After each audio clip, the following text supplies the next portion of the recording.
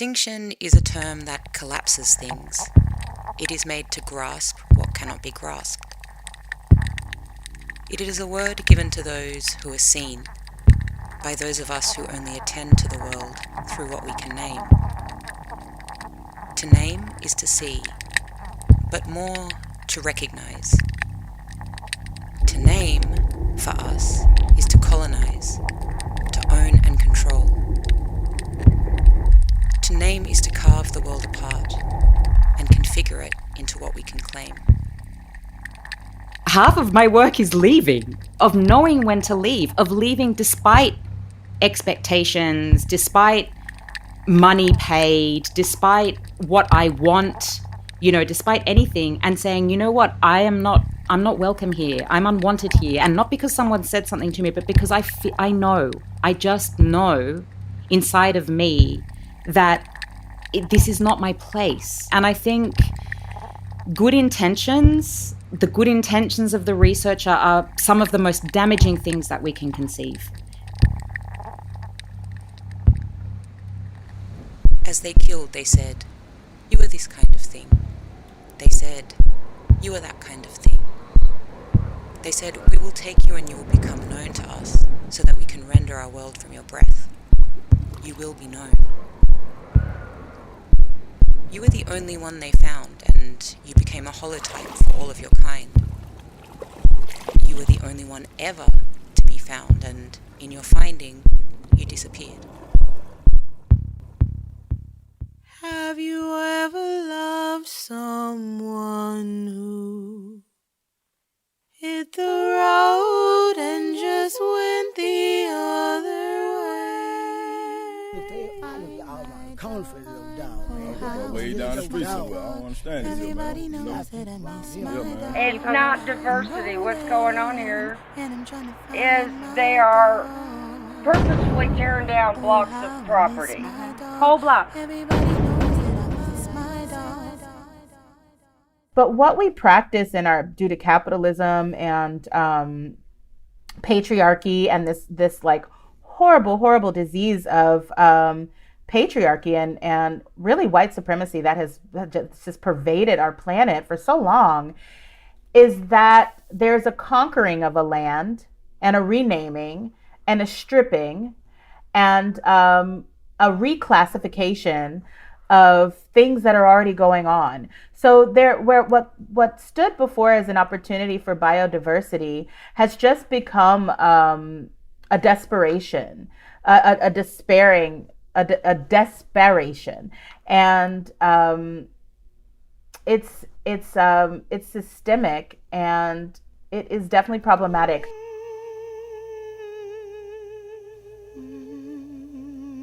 Lost in this nightmare that I have created, and now regret I liked my life towards ending hand, the down, stale, broken cigarette, and hell's an ashtray.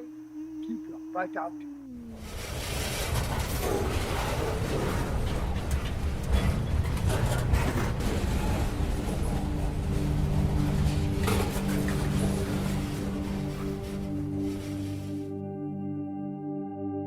In our third and last episode, we meet guest host Sharon Stewart, whose voice you may recognize from the Deep Listening miniseries that has been published along with this project.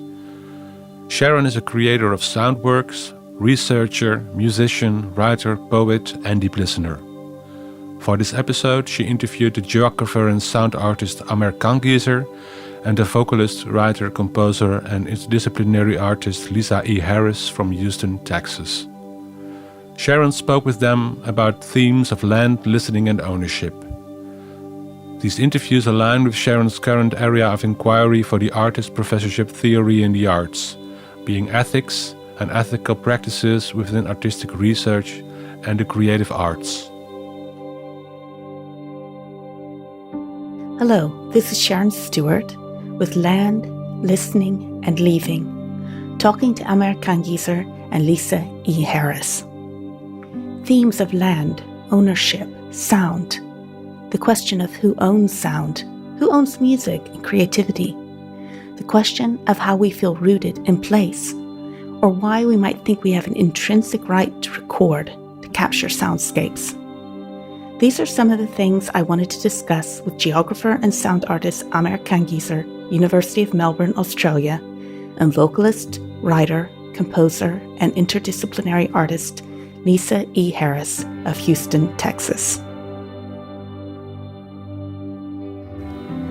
I first came into contact with Kanngieser's work through their 2016 article for the Journal of Sonic Studies, focusing on the site of Rajarhat New Town, a newly developing satellite town in West Bengal, India. And in 2020, I heard their talk at Sonic Acts in Amsterdam about the research they did on the island of Nauru in the Pacific, which has become largely uninhabitable due to intensive phosphate mining, a site of offshore incarceration and socio-ecological crisis. A combination of site-specific recordings and the voices of indigenous Nauruans speaking to their situation amplify deep relations to land and sea.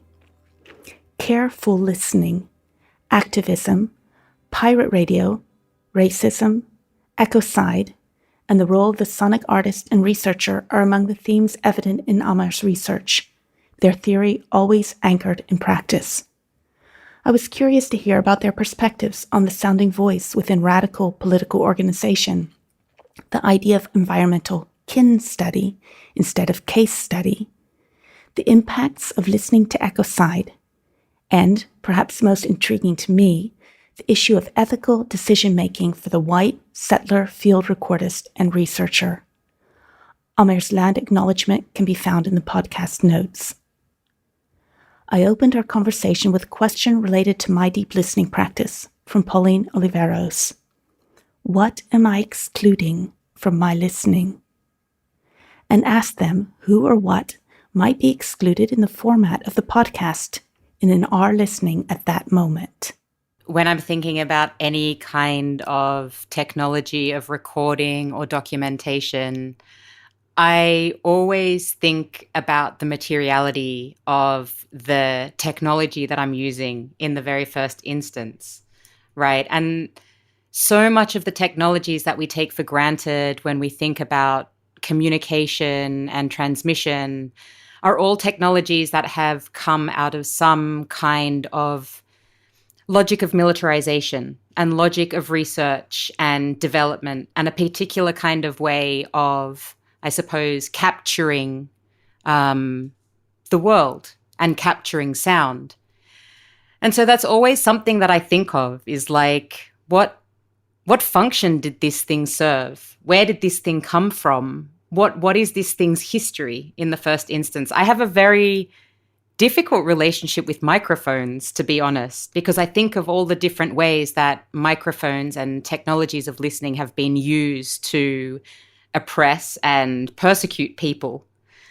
So I think for me, one of the first things that I think about in any kind of form like this is, what are the histories of the devices that we're using? What are the histories of these practices in the first place?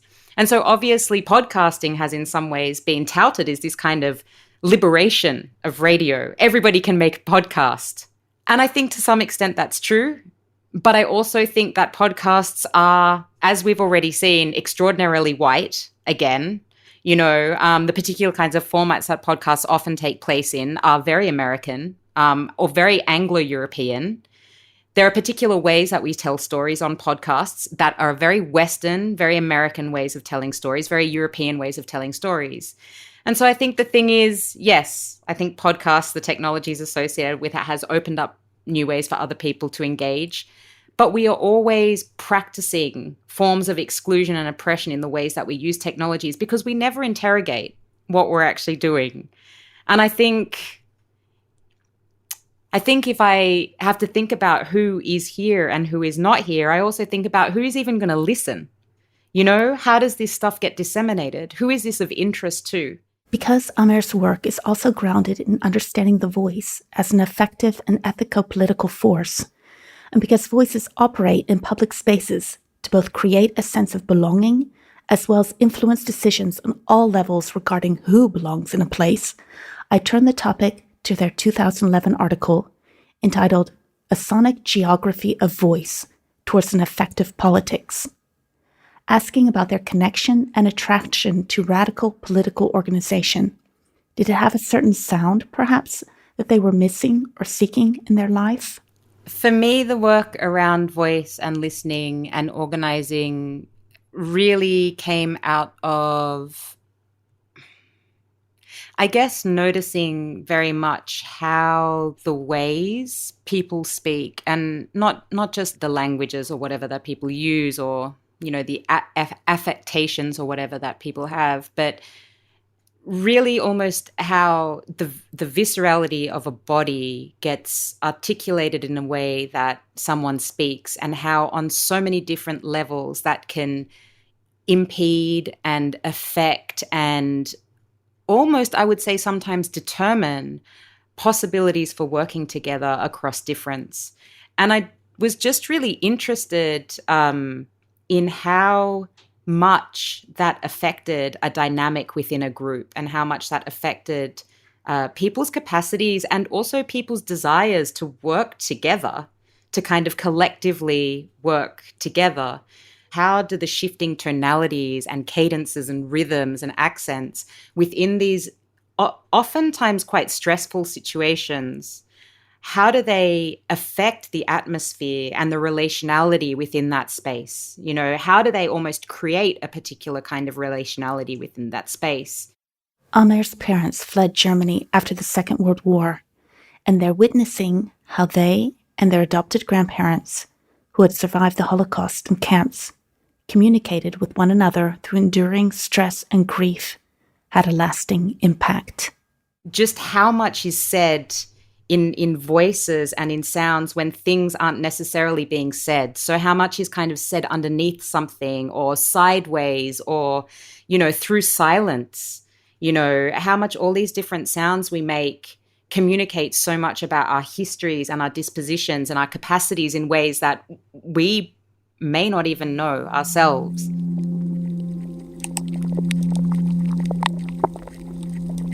The shallows where the damsels are warm. They come together and sing their territories into being. Through purrs and grunts and chirps, they mark out the patterns of their worlds. Between corals and rocks and seagrass and sand, this is where they live.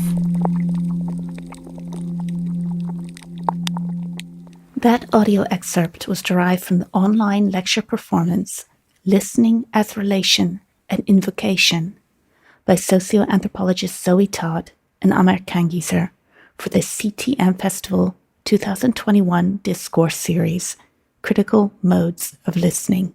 Part of the work that I'm doing with Zoe Todd at the moment, and part of what we've been talking about for a long time, is invocation, and the different ways that how we articulate things, how we tell stories of places, how we narrate our relationalities to places, how we listen to places, are particular ways of invoking.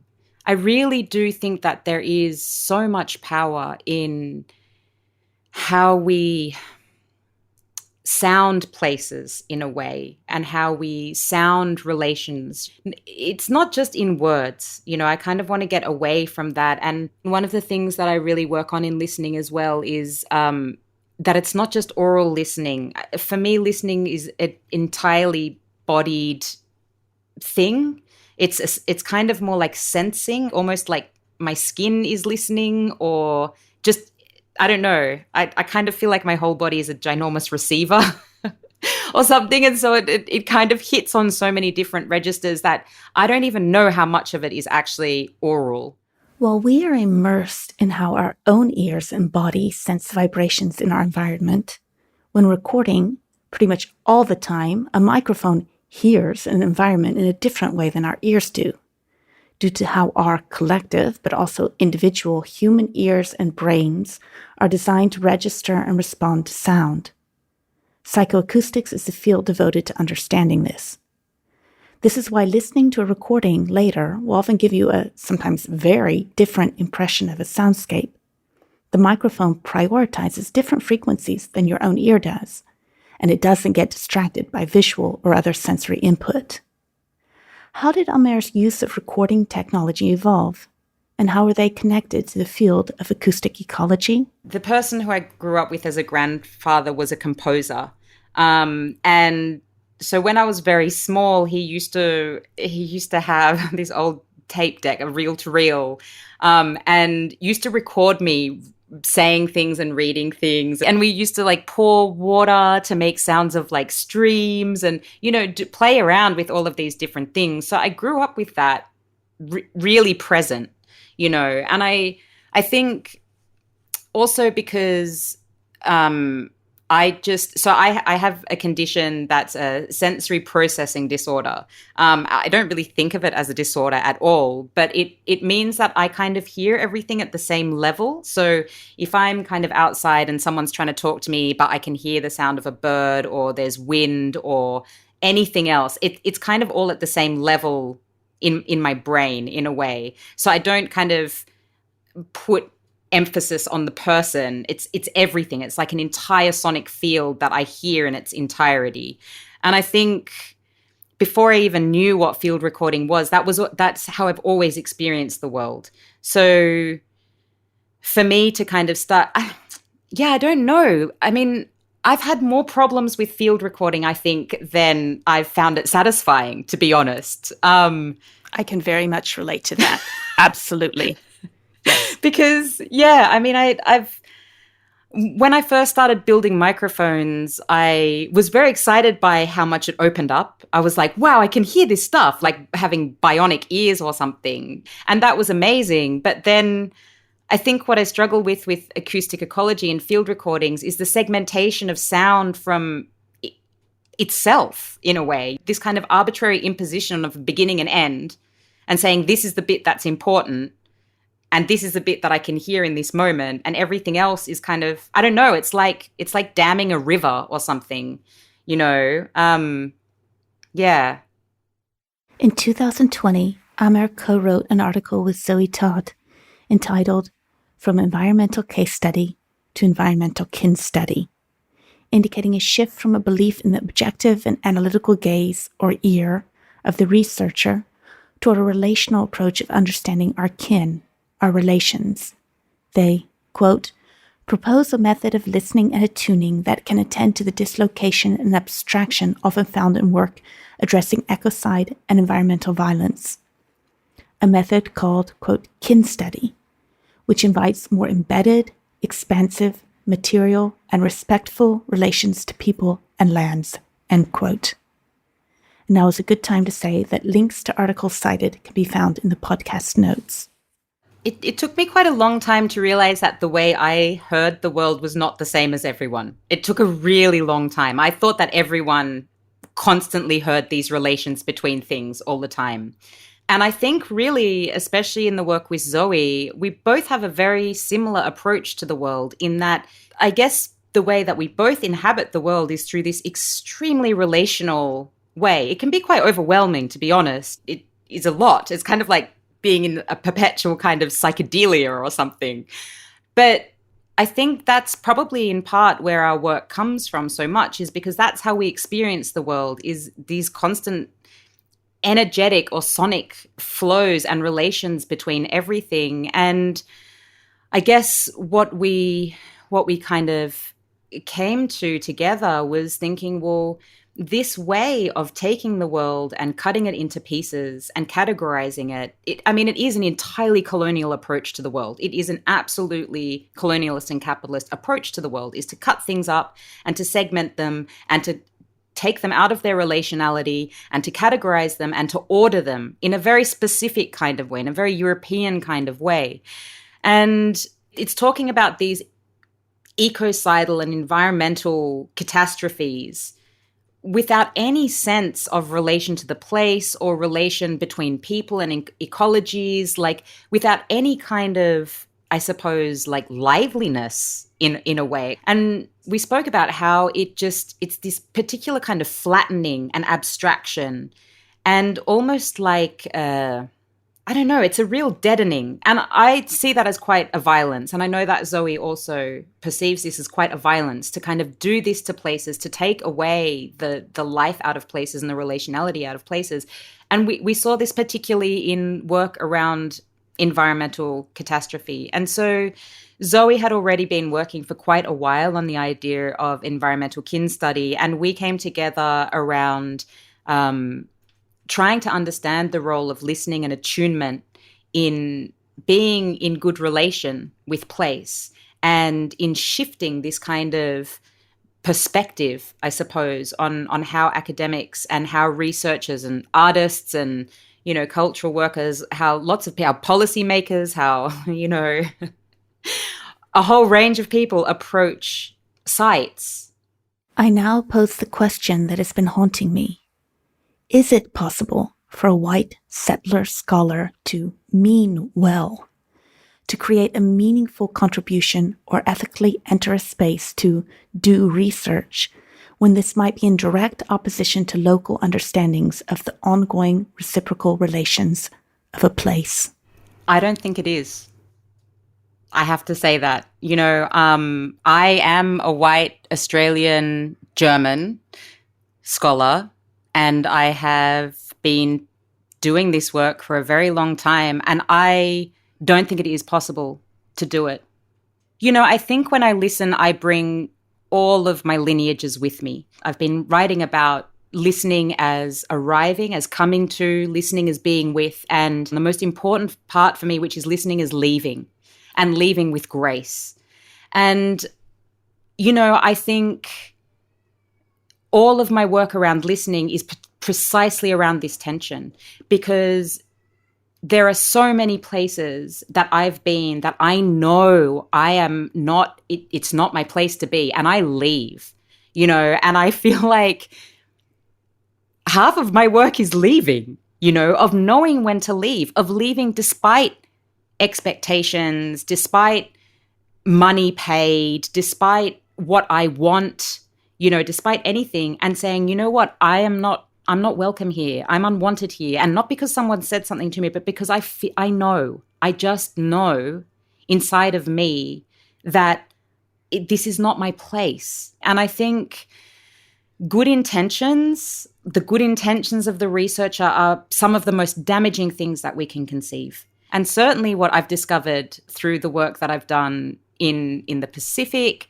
is that oftentimes my sheer bodily presence is doing harm, right? I don't need to open my mouth or say anything. Just being there already indicates something to someone. And that's something that we need to take seriously, because it doesn't matter how good my intentions are. That doesn't even come into it. Amer's realization and commitment that sometimes, no matter how much they might want to do something, that it might just not be appropriate, has changed the course of their academic career. In the talk, Listening to Ecocide, Amer gave at the Sonic Acts Academy in 2020, they talked about attunement to the Pacific island of Nauru, which began with a powerful listening moment. A moment that revealed that listening to ecocide can mean listening to silence.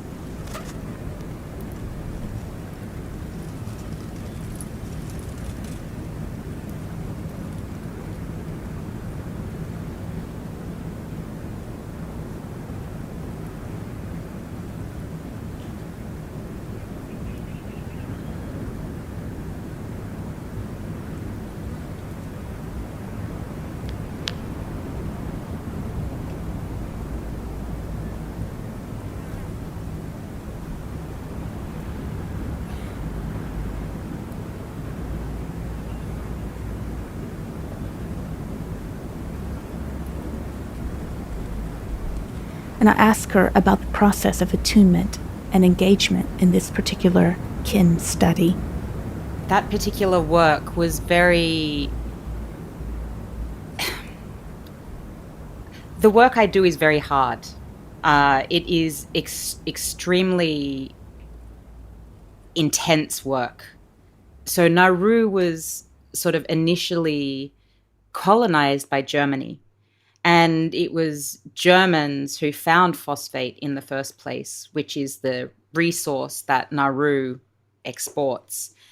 And to be somewhere and to know that, you know, as a German Australian, being in a place that Germany's history with Nauru, Australia's intensive neocolonialism across the entire Pacific region, but with Nauru as well, because Australia has put one of its offshore detention centres on Nauru, which comes from this very long history of colonization, the decimation of the land through mining, through phosphate mining, to basically shore up the agricultural stability of Australia and New Zealand, taking this natural resource from this one place to enable the economic and agricultural growth of another place, the absolute destruction of that environment, and then, the ongoing relationship, the ongoing neocolonial relationship with Australia, the economic relationship where the economy has then been run on, the detention of refugees and asylum seekers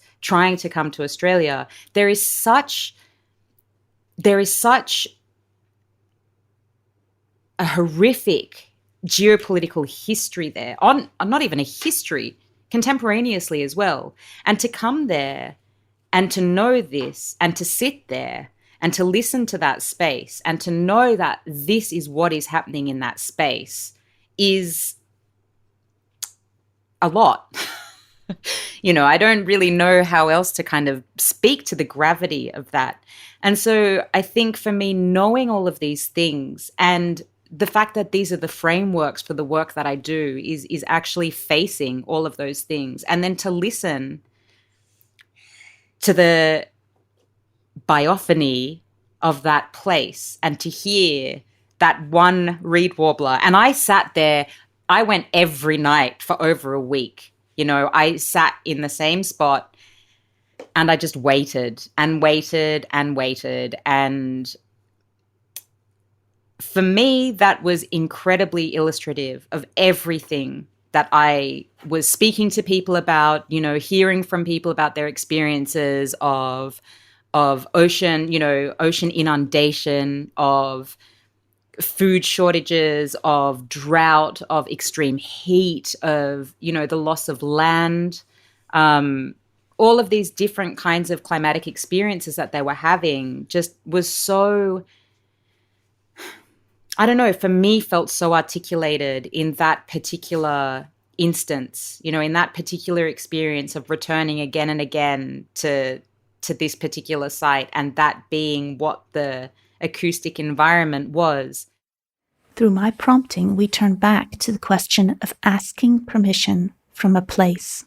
I think the first question that I always ask myself is, do I need to be doing this? Is this for me to do? Is this for me to hear? Does this need me? And most of the time the answer is no. And I think maybe that's the first thing that we need to do, is to reconfigure our understanding of why we do what we do as something that is oftentimes driven very egoically and driven very much by a colonizer mentality of, I want this, I want to go there, I want to experience this, I want to record this, I want to put this into the world, and I want to lay claim to it. I want to be known for this. There is such a process of possession and ownership that goes on in that seemingly, again, I'll say benign, because I think for most field recorders and in most acoustic ecology, this is seen as benign. There's no harm generally attributed with this. It's like, oh, I want to go out and record this bird or record this waterfall or record this whatever. There's never a question of, does the waterfall want to be known by me? Does the bird want to be heard by me? It's never even brought up. And I wonder if perhaps that question of what relation do I have with this place? What relation am I willing to put the time and effort into developing with this place and people who live here, or to the people who this land is sacred or meaningful? Most of the time, people don't even know whose land they're on. They don't even know anything that's happened there, or what is special about that place, what is integral to that place. And I think maybe if coming from a position of saying, before I do something, I need to seek permission and I need to seek relation, and starting from there, I think things would look very different. I don't know. It would make things a lot sparser, I suppose, because asking permission, at least in my experience, is a very slow process. Amer talks about the failing of equipment, or, in the anecdote she relays, dolphins failing to come close when she is in a rush or doesn't connect properly. Maybe they also fail because we're not meant to be there.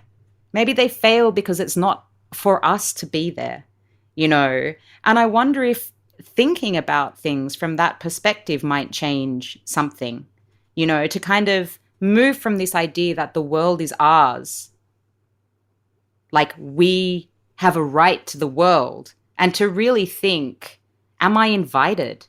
Am I wanted? What are my intentions? You know, what is my intention in this place? One of the things that I'm really working on now is thinking about listening as leaving, about knowing when to leave, and not just to leave in the sense of, oh, this is a failure, or, oh, I didn't get what I want, or, you know, with some kind of attachment to an idea of leaving that is negative, but leaving with grace, you know, like leaving with saying, I'm thankful that I know when to leave. You know, that's literally the best thing you can do, is to just leave it alone. Just respect it and leave it alone. This might be your legacy, your contribution to the whole field of sonic ecology. The gracious act of being thankful and leaving. You've got a right to the tree of life. You got a right, you got a right to the tree of life. You've got a right to the tree of life. You got a right, you got a right to the tree of life. You got a right to the tree of life. Trained as an opera singer at the Manhattan School of Music in New York, Lisa E. Harris is a vocalist, performer, composer, poet, and, as they say in a recent acknowledgement of her receiving the Dorothea Tanning Award for Music and Sound, quote, Harris's work resists genre classification as Lee focuses on the energetic relationships between body, land, spirit, and place, using voice, theremin, movement, improvisation, meditation, and new media to explore spatial awareness, relationalism, intuition, panoptic surveillance, and personification. Lee maintains a focused concentration on healing in performance and living. End quote. I first met Lee in 2017 during the online Deep Listening certification program. Take a listen to the Deep Listening podcast mini-series to hear more. During that time, Hurricane Harvey hit her hometown of Houston, where she was immediately involved both in witnessing the impact as well as supporting her community both during and afterwards. You got a right to the tree of life. Lee was born in the city of Houston, a sonically rich location, rising up in an area of wetlands and coastal marshes along the Gulf of Mexico. This sonic richness was often referred to by Pauline Oliveros, the visionary musician, deep listener, and our common source of inspiration, who was also born in Houston. I was curious about this connection to land through sound that Oliveros referred to so often. I opened the interview with a quote of Lee's from an interview by the artistic and life partner of Oliveros, Ione, in Bomb magazine. Quote, during this hard time, the question is, can we find these micro spaces of time before acting in order to consecrate our actions? End quote.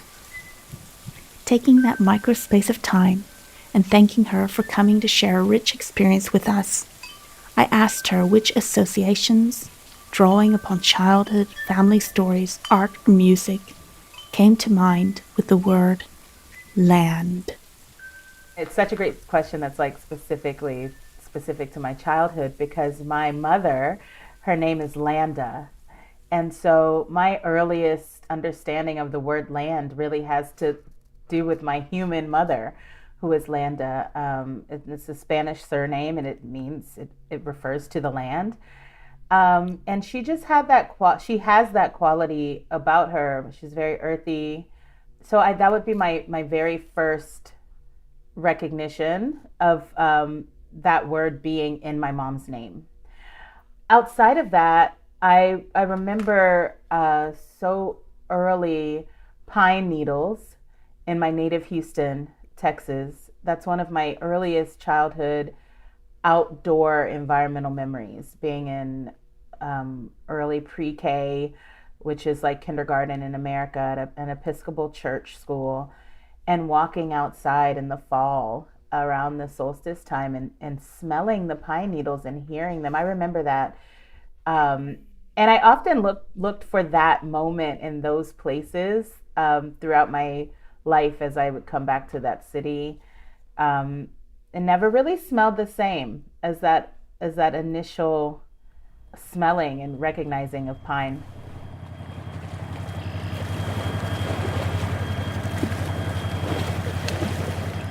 We have this like mighty Mississippi River that's here running into the Gulf of Mexico that's like near Houston, but Houston gets the spoils of that. We have all of the import from all over the world coming right in as an entry point, going north through the United States onto Canada as an entryway, and also going down into South America. And there's something that those transactions and those energetic transactions are not lost on the people or the culture. It actually is the building blocks, the protein of the people and the culture combined. So even my musical or sonic upbringing, my cultural upbringing that has to do with sound and also food is so mixed.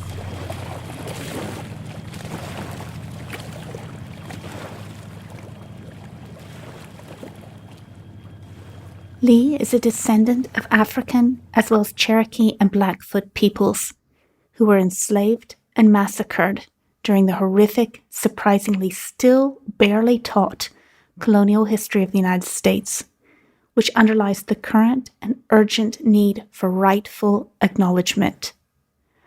Her heritage is also part of her relationship to land, and she shares a bit of the history in this anthem she wrote on Juneteenth, 2020 with us. I wrote this on Juneteenth, which is June 19th.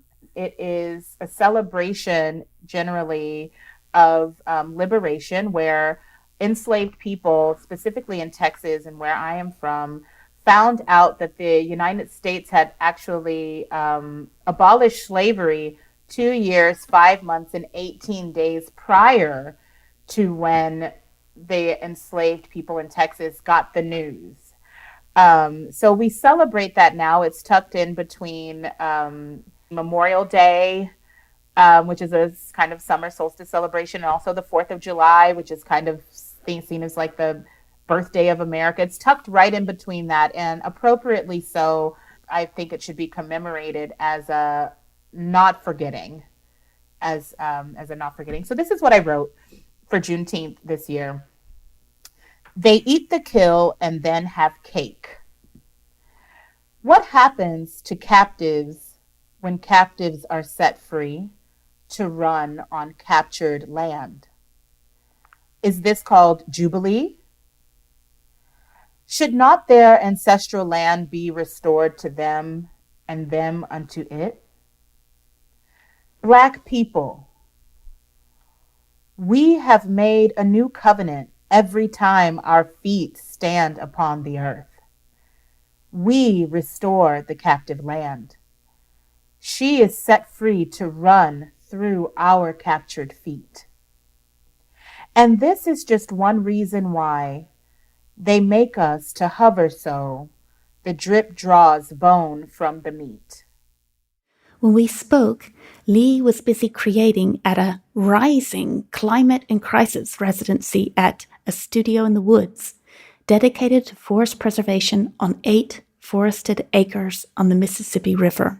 Yes, I am currently outside of New Orleans, Louisiana, in the Gulf South, on the Gulf of Mexico.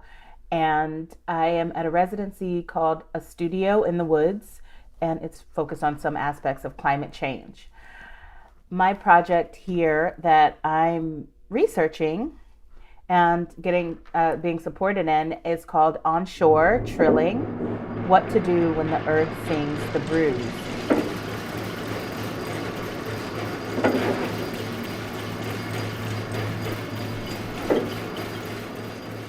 And this is a bit of a poetic title, as a lot of my work is centered around text and poetry, but I'm looking at onshore trilling as opposed to offshore drilling.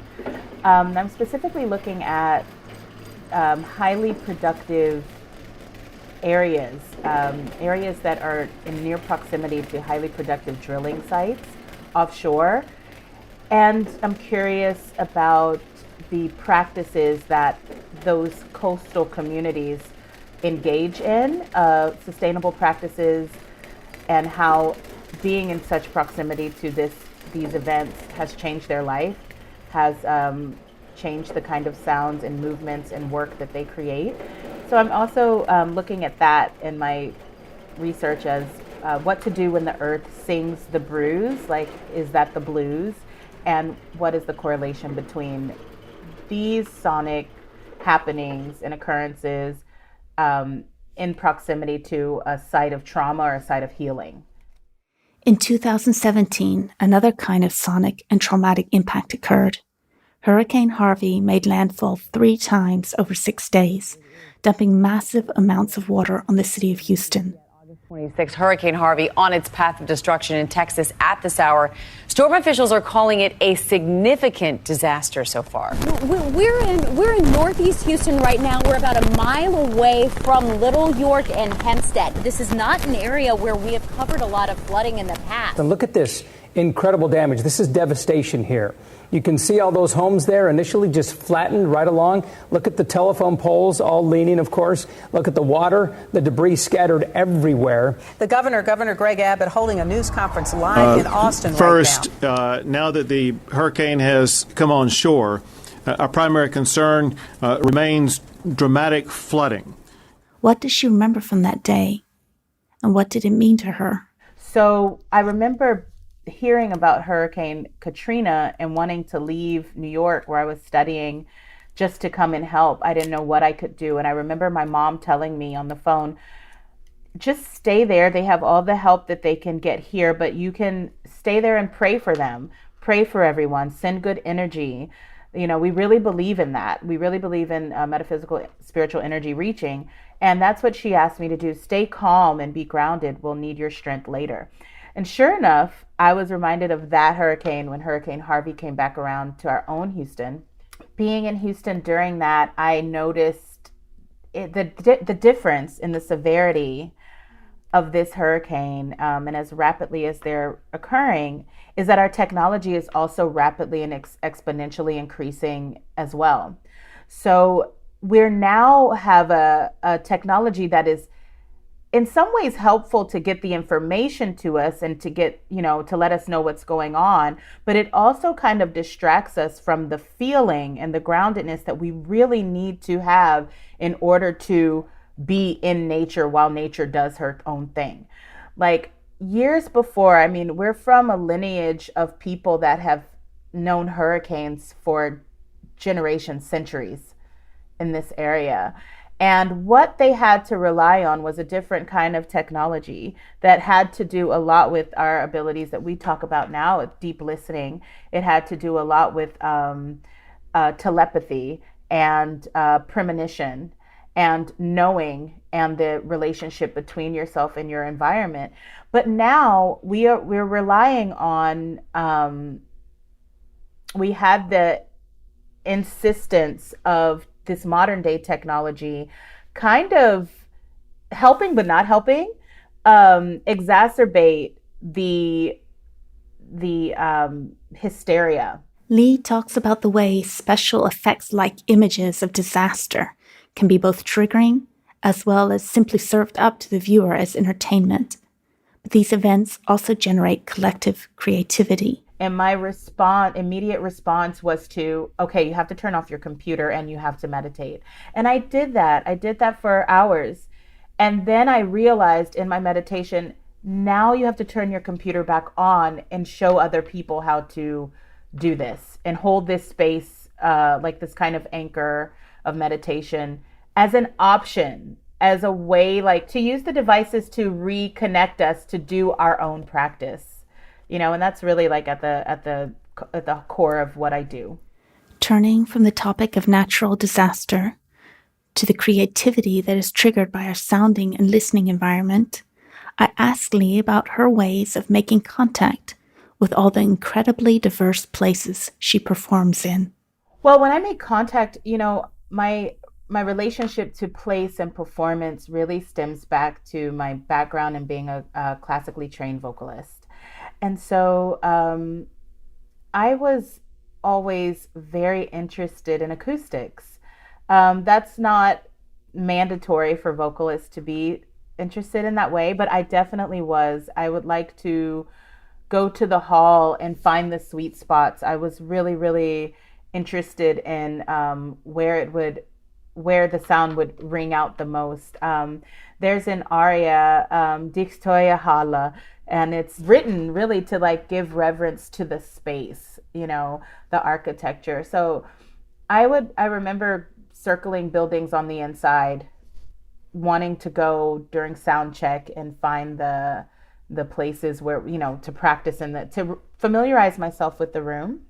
So now and today, like in venturing off into performance art and public installation and interventions, I'm usually drawn to pedestrian spaces. I'm usually drawn to spaces that sometimes I feel are vortices. Vortices, I think, is the plural of that. But I've always been excited about vortices and like, oh, I can feel an energy in this place, or what used to be here. Or I feel like what I've described to my mother often as a well, like a physical running water well under certain places, like, oh, there's something here. So it's interesting that my work now is in energy extraction from the earth, as I'm kind of always sensing like a Geiger what is happening underneath the surface and kind of connecting at gravity level. Moving from a connection to place to connecting with people, Lee often teams up with other performance artists, including Alicia Wormsley, Autumn Knight, Rashida Bumbre, Nicole Mitchell, and Abidjan Johnson, among others. I wonder how Lisa feels about the ownership of her own voice, the creations made in such close collaboration with others, and even who owns music? Right, who owns music? That's a great question. There is a certain amount of stewardship that comes with being an artist. And I'm reminded also of another aria, Io son l'umile ancella, and it is from the opera Adriana Lecouvreur, and she says, I am the humble servant of the creative genius. And that has stuck with me for a long time since I learned that aria. I was like 19 years old. But there is, in that, I think that we have an opportunity to be really, really dutiful stewards of something that belongs to a greater. And just in that kind of succession of not something that belongs to me, but something that belongs to a greater, in that succession, and this is, everyone does not agree, certainly won't agree with this, but this is how I feel spiritually, that it's very easy then for me to speak with authority over what is mine or what is not mine. And when I say mine, it's because my relationship to possession has to do with my spiritual relationship and believing that I am from a greater. So so when I say mine, I'm like, this is my responsibility. This is my job. This is my duty. This was my project, my purpose. So it's not about my creation, but what we practice due to capitalism and patriarchy and this like horrible disease of patriarchy and really white supremacy that has just pervaded our planet for so long, is that there's a conquering of a land and a renaming and a stripping and a reclassification of things that are already going on. So what stood before as an opportunity for biodiversity has just become a desperation, a desperation, and it's systemic, and it is definitely problematic. I've had my own home. I made a film about this in 2015 called Children of the Lost. You guys can look it up as well. It is Act 2 of my new opera film, Cry of the Third Eye, which has 3 acts, and it follows my relationship to my neighborhood in Houston over the course of a decade. Third ward is our home, yes. Third ward is our land. Third ward is our home, yes. Third ward is our land. Third ward is our home, yes. Third ward is our land. Third ward is our home, yes. Third ward is our land. Third ward is our home, yes. And my grandparents' house, my relationship to inheritance, and also my relationship with this city and public policies such as eminent domain.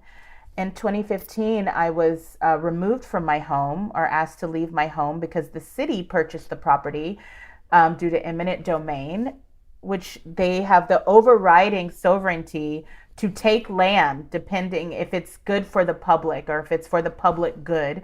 Of course, that is determined by the city themselves and private NGO, non-governmental organizations. So for pennies of what it was worth in a very, very, very lucrative area, my home and a lot of other homes was taken and destroyed.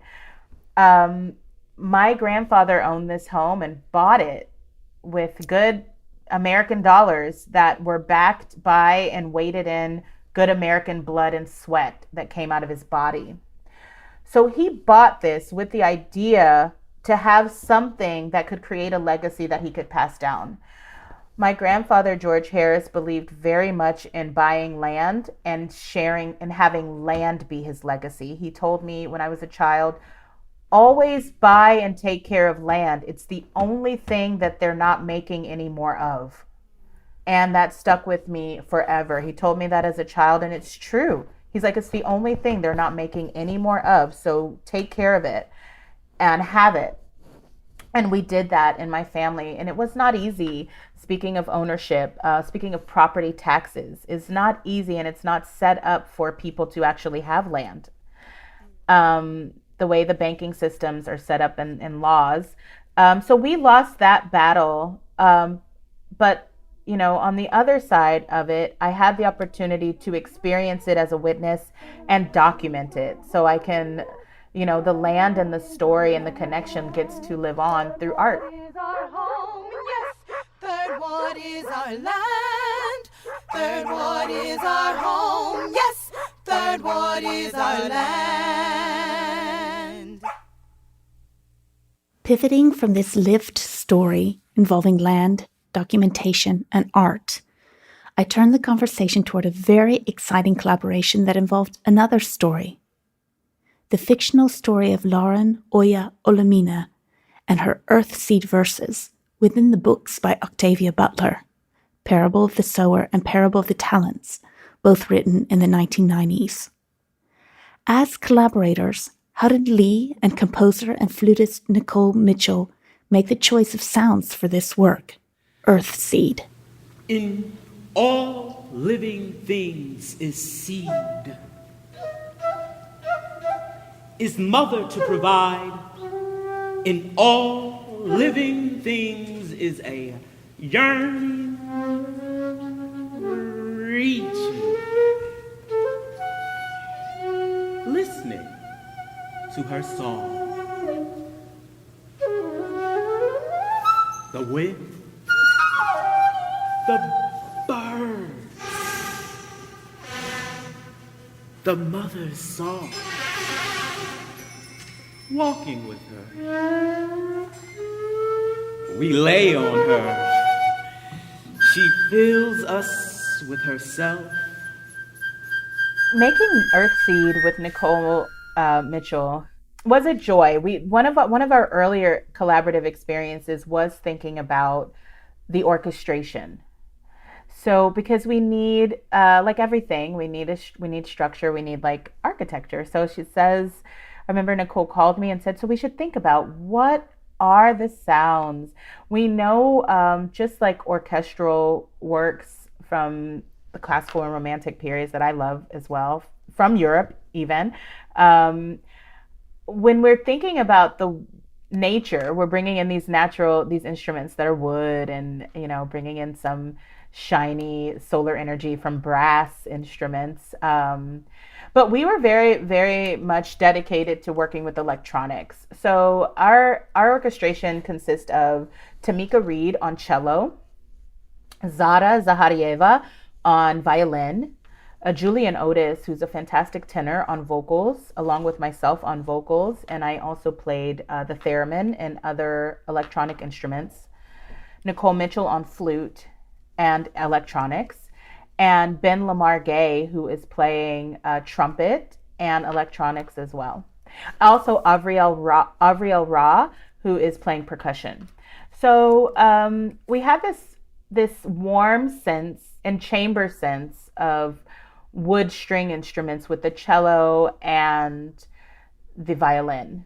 And there are moments and passes where we just have the strings played together to create that kind of environment that we recognize as earthen.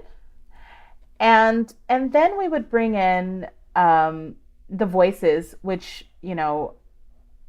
are in our interpretation, human consciousness and thought, really the conscious mind in an earthen environment.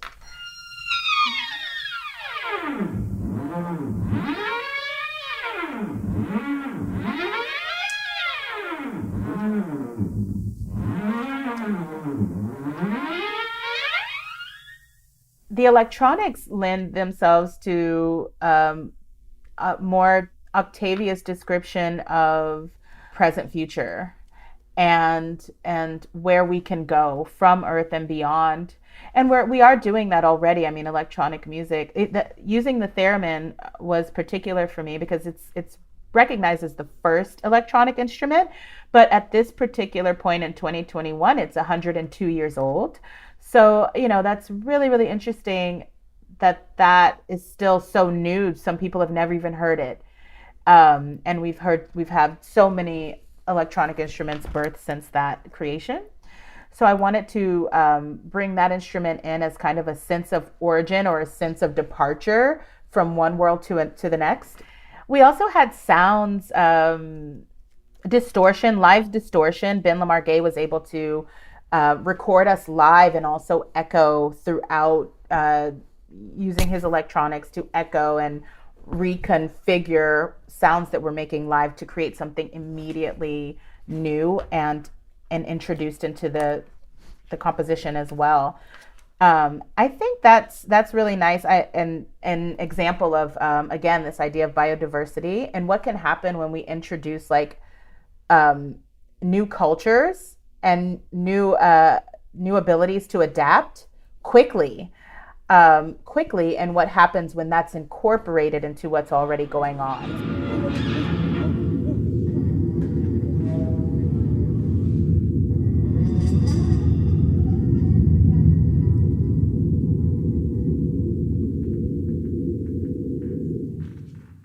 In closing, I asked Lee about what she needs from us and the music industry, how the music industry could better listen to her as an artist and woman of color. Like, we need gifts. We need gifts of in every sort of way. You know, me as a Black artist and as a Black woman, I need every sort of gift that I can receive. And that will allow me, just to have 9 hours of sleep. I mean, just some of the things that we're talking about today. This is just, it's a beautiful sunshiny day. I had a great amount of sleep. I had a little bit of time. And that, you know, just to have a little gifts of time and space will allow for the receiving and the regeneration of who knows what.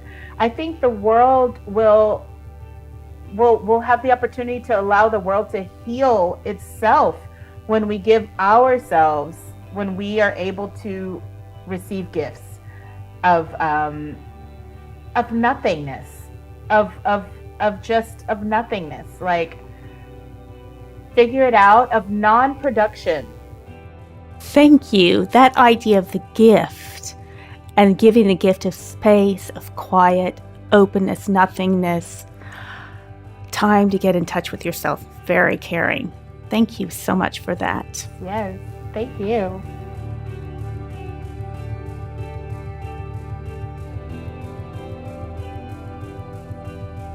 Thank you so much for listening to Sounding Places, Listening Places, a Radio ArtEZ mini-series in which we explore the relationship between sound and our environment.